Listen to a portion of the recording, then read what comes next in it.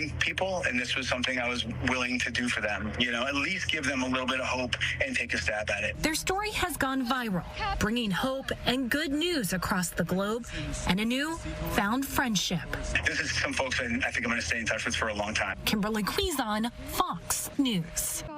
The Edge at 11 starts now. Taking a live look outside, you can practically feel the cold through your TV screen. It's that kind of air you can wear with those cold temps lingering on your skin long after you get inside.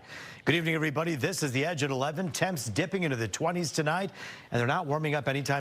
Weather Authority Rich Luterman, unfortunately, our bearer of bad news tonight. Rich, how low will the mercury go? We're going to be in the middle 20s. In fact, there's no warm up into next week. And yes, we are dealing with our latest storm. This is bringing light snow to southern Michigan. Some heavier numbers of snow will be down in Indiana and in Ohio. So we'll see an inch or less through the overnight. In fact, some of the snow is so light, the radar is having a hard time picking it up. But these are live pictures right here in Southfield. That's 9 Mile Road.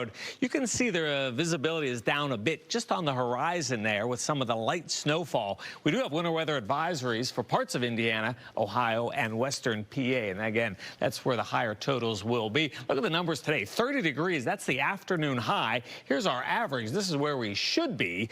Not even close today. In fact, it gets even colder for Thursday and Friday this week. Right now, most of us are in the mid-range of the 20s. Thankfully, not a lot of wind out there, but the cold is up in Marquette. There's Minneapolis at 17, 25 in Buffalo. There's Fort Wayne, Indiana, 25 degrees. Our weak system is going to be moving quickly through the area overnight tonight. By sunrise, most of the snow is gone, and then we have another cold front taking shape for our area Wednesday night. That'll bring a reinforcing shot of cold air, and you'll see that in the 7-day. Here's what our snow totals look like for the rest of tonight. It's going to be an inch or less. Higher totals will be right near the Michigan-Ohio border region. That's our forecast. Tomorrow, some lingering flurries in the morning. And then look at Thursday, 22 degrees for a high. Not much of a warm-up for the weekend group. Another check at 4 a.m.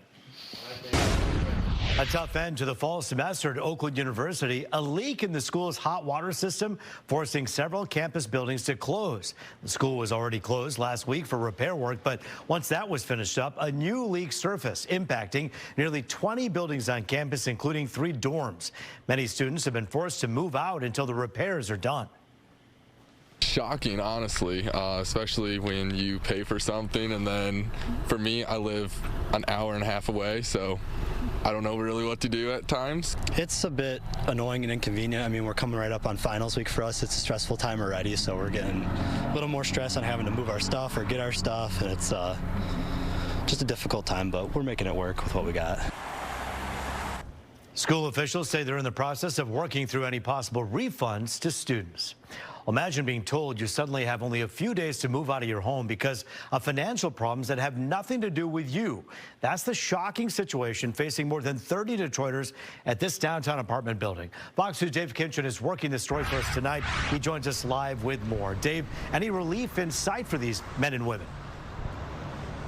Well, it depends on what you call relief. Some residents say that they're being told an emergency shelter is being put together for them. We're talking about people living in this building behind me, the Leland. It's a legendary historic building in this part of downtown Detroit off of Bagley. This also involves their neighbor, DTE Energy, set to pull the plug on the power. And we literally mean neighbor right across the street. We'll go to some video now. On Black Friday, we'll take you back to Black Friday, when Leland residents say they got a letter saying they must move out by December 3rd because DTE Energy is planning to turn the power off.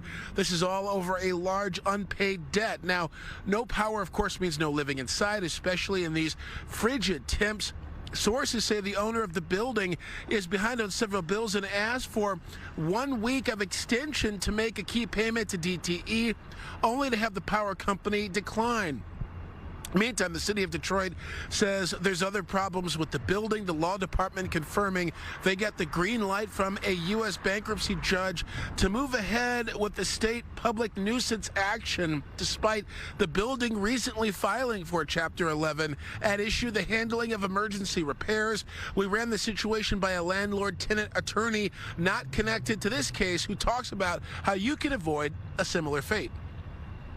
knowledgeable of where your landlord is with his mortgage. You know, they don't have a duty to tell you, but if something gets fishy, trust your gut instincts, and you know, you can withhold the rent, you know, for a reasonable, put it in escrow, and this way you're not left out in the cold.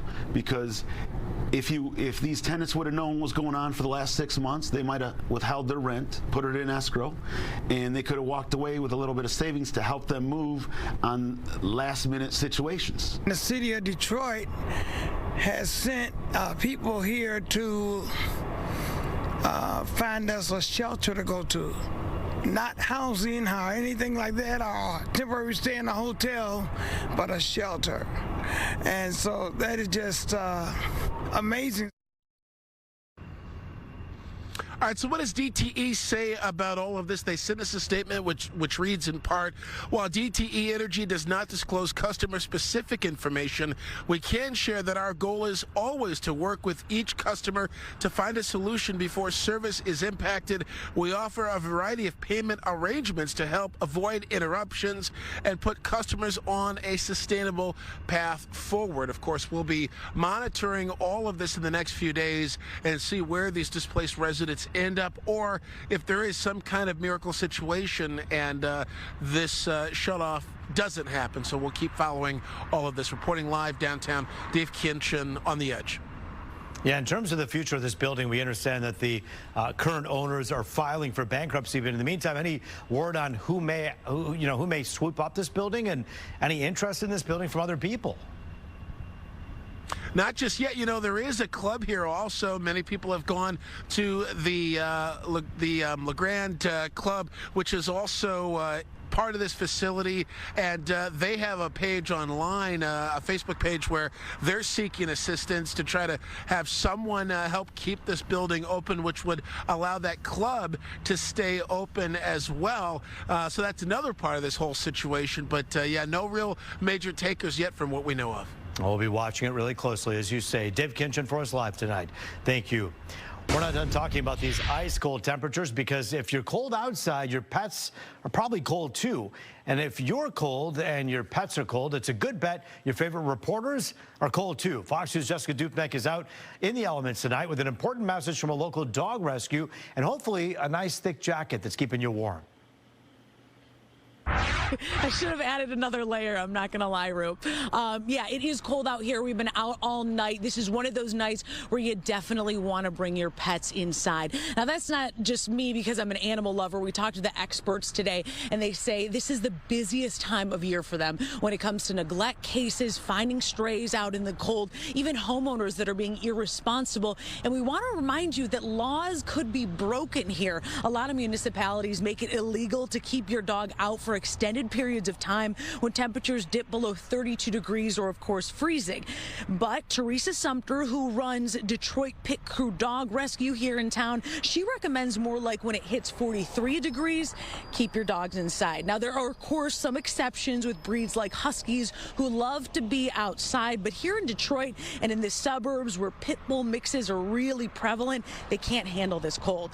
Now, Pit Crew is on patrol this week, taking on the saddest of cases when it comes to strays and neglect in this cold. Absolutely dread this time of year. We go through this every single year. I've been in rescue now almost 14 years. Same thing, same drill every year. We are begging people, please bring your animals inside. It's going to be in the low 20s in the morning. I don't care how much straw you have in their dog houses. We find dead dogs every single year in dog houses with straw. So it is too cold for your pets to be outside. You need to bring them in tonight. And I hate to say this, we got a long winter to go. I want to give a shout out to our Fox 2 family doing its part today. Stagehand Vito picked up a stray, a very skinny, emaciated stray off of Wyoming on Detroit's west side earlier. That pup is resting comfortably tonight. Now, going back to Teresa Sumter, the real expert in all of this, she says if you do see a situation where it looks like a dog is maybe outside for just too long in the cold, try to snap a picture, of course, legally and safely, then report it to animal control or the police. if you have that video evidence, it's more likely that law enforcement and the authorities will do something about it. Reporting live in Southfield, Jessica Dupnack on The Edge. Yeah, Jess had a chance to see that dog in the parking lot. Vito has the car on, it's warm, and already the Fox 2 family getting water, food, blankets, and Vito's going to take that dog home. But what he did today is something that we all have to keep in mind. We're always waiting for the next guy or gal to do something. It's up to us if we see something safely to be able to try to help these animals. Yeah, absolutely, Roop. As long as you can do it safely and the resources are out there. There's so many animal rescue groups in town, and while they are strapped, if you reach out, you may have to make some phone calls. You may have to check the Facebook pages and send those messages, but there is help out there. Yeah, there certainly is, and there are good people out there as well. Hey, Jessica Dupnack, thanks for that live report.